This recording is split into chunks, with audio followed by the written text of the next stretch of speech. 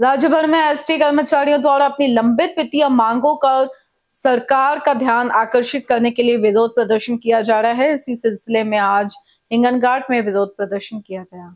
ST कर्मचारियों द्वारा राज्य भर में विरोध प्रदर्शन कर रहे हैं और मांग कर रहे हैं कि राज्य सरकार उनके लंबित वित्तीय मामलों पर ध्यान दे। एसटी कर्मचारियों की वित्तीय और कई अन्य मांगें पूरी नहीं की गई हैं और सरकार को इन मांगों को पूरा करना चाहिए। इसलिए राज्य सरकार का ध्यान इस ओर केंद्रित करने के लिए आज हिंगनघाट शहर में भी हिंगनघाट स्थित एसटी डिपो पर एसटी कर्मचारियों द्वारा विरोध प्रदर्शन किया गया। इस बार मांगे पूरी न होने पर सरकार के खिलाफ बड़ा आंदोलन करने की चेतावनी दी गई। इस विरोध प्रदर्शन में सभी कर्मचारी मौजूद रहे। एसटी कर्मचाऱ्यांच्या ज्या आर्थिक बाबी आहेत त्या मागणी पूर्ण करण्यासाठी आज राज्यभर जे आहे निदर्शने देण्यात येत आहेत। तसे हिंगणघाट शहरातील एसटी आगारात सुद्धा निदर्शन देण्यात येत आहे। आपण त्यांना जे कामगार आहे किंवा प्रतिनिधी आहेत त्यांच्याशी आपण बातचीत करूया। त्यांचं काय सांगा, आज आपण निदर्शन देत आहे, काय म्हणणं आहे तुमचं, कशासाठी आजचे आहे?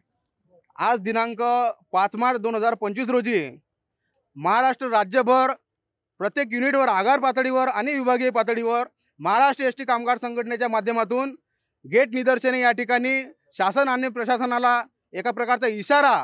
आज रोजी एसटी कर्मचाऱ्यांच्या अनेक आर्थिक बाबी या ठिकाणी प्रलंबित आहेत। 2016 ते 2020चा जो आर्थिक करार आमचा झाला त्यामध्ये एकतर्फी वेतनवाढ देण्यात आली, त्याची 1100 कोटीची थकबाकी अजूनही एसटी कर्मचाऱ्यांना मिळणे बाकी आहे। 2020 ते 2024चा करार पूर्णत्वास नेला, त्याचीही कुठेतरी थकबाकी मिळणे बाकी आहे। आज राज्य शासकीय कर्मचाऱ्यांना 53% महागाई भत्ता देण्यात येतो। नुकतेच या ठिकाणी वित्त विभागाकडून एक पत्र काढण्यात आले 4 ते 5 दिवसाआधी। राज्य शासनाचा महागाई भत्ता हा 53%वर गेलेला आहे, परंतु आजही एसटी कर्मचाऱ्यांचा महागाई भत्ता हा 46%वर अडकळून आहे। 2016 पासून मला सांगा, हे निदर्शने आज राज्यभर आपण एसटी कर्मचारी करताय, हे जर मागणी पूर्ण नाही समोरची भूमिका काय आहे? 100% आपण जो मुद्दा उपस्थित केला त्याच मुद्द्याशी आम्ही सहमत आहोत। हा इशारा एक शासन आणि प्रशासनाला या निमित्ताने आहे। आज शालेय विद्यार्थ्यांच्या या ठिकाणी परीक्षा सुरू आहेत, 10वी 12वीच्या विद्यार्थ्यांच्या परीक्षा सुरू आहेत।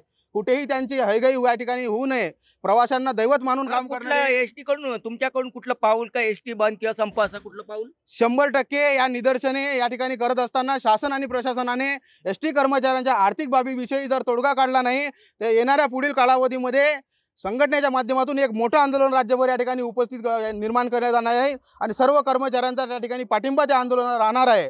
एकूणच आज जे निदर्शने एसटी बस स्टँड डेपो समोर हिंगणघाटच्या केल्या जात आहे, राज्यभर जे निदर्शने सुरू आहे त्याचप्रमाणे इथे सुद्धा ते निदर्शने देण्यात येत आहे। एकूणच ज्या मागण्या पूर्ण नाही झाल्या तर मोठं आंदोलन यांच्याकडून उभारण्यात येणार आहे अशी माहिती दिलेली आहे। एनबीसी न्यूज़ के लिए हिंगनघाट से रवि अनोरकर की रिपोर्ट।